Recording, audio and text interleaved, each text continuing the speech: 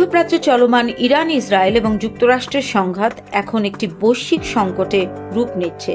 28 ফেব্রুয়ারি শুরু হয় এই যুদ্ধ কেবল এখন সামরিক ক্ষেত্রে সীমাবদ্ধ নেই, বরং এটি জ্বালানি, অর্থনীতি, কূটনীতি এবং মানবিক পরিস্থিতির ওপর গভীর প্রভাব ফেলেছে।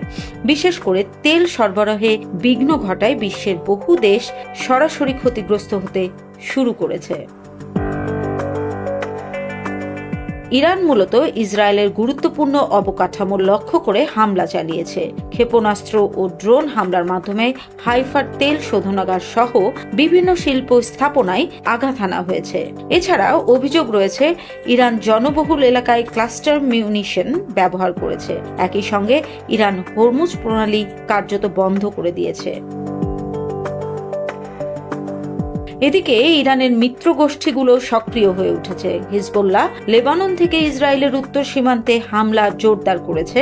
একইভাবে হুথিরা ইয়েমেন থেকে ড্রোন ও ক্ষেপণাস্ত্র ছুড়ে ইসরায়েল ও সংশ্লিষ্ট লক্ষ্যবস্তুতে আঘাত হানা অব্যাহত রেখেছে।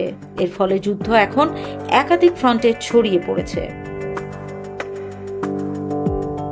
ইসরায়েল সরাসরি ইরানের ভেতরে হামলা চালিয়ে আইআরজিসির স্থাপনাকে লক্ষ্যবস্তু করেছে। ইরানের সামরিক গবেষণা কেন্দ্রগুলোতেও হামলা চলছে। অন্যদিকে ডোনাল্ড ট্রাম্প হুমকি দিয়েছেন প্রয়োজনে খার্ব আইল্যান্ড, তেল ক্ষেত্র, বিদ্যুৎ কেন্দ্র সহ গুরুত্বপূর্ণ অবকাঠামো ধ্বংস করে দেয়া হবে। যুক্তরাষ্ট্র এমনকি ইরানের ইউরেনিয়াম দখল বা সামরিক অভিযান চালানোর পরিকল্পনার কথাও জানা গেছে। The regime's conventional ballistic missile program was growing rapidly and dramatically, and this posed a very clear, colossal threat to America and our forces stationed overseas. The regime already had missiles capable of hitting Europe and our bases, both local and overseas, and would soon have had missiles capable of reaching. বৃহত্তর সংঘাতের মধ্যেও গাজা স্ট্রাইপে ইসরায়েলের হামলা থেমে নেই। প্রতিদিনই নতুন করে বেসামরিক হতাহতের খবর আসছে। গাজার স্বাস্থ্য মন্ত্রণালয়ের তথ্য অনুযায়ী মোট নিহতের সংখ্যা 72,000 ছাড়িয়েছে। কূটনৈতিক প্রচেষ্টা সত্ত্বেও পরিস্থিতির উন্নতির কোনো লক্ষণই দেখা যাচ্ছে না। পাকিস্তান মধ্যস্থতা করার চেষ্টা করলেও যুক্তরাষ্ট্র ও ইরানের মধ্যে সরাসরি কোনো আলোচনা হয়নি। ইরান জানিয়েছে যুক্তরাষ্ট্রের প্রস্তাবগুলো অযৌক্তিক এবং অতিরঞ্জিত এবং তারা বর্তমানে নিজেদের প্রতিরক্ষার দিকে মনোযোগ দিচ্ছে। অন্যদিকে ইরান দাবি করেছে যে যুক্তরাষ্ট্র একদিকে আলোচনার কথা বলছে, অন্যদিকে গোপনে সামরিক হামলার প্রস্তুতি নিচ্ছে।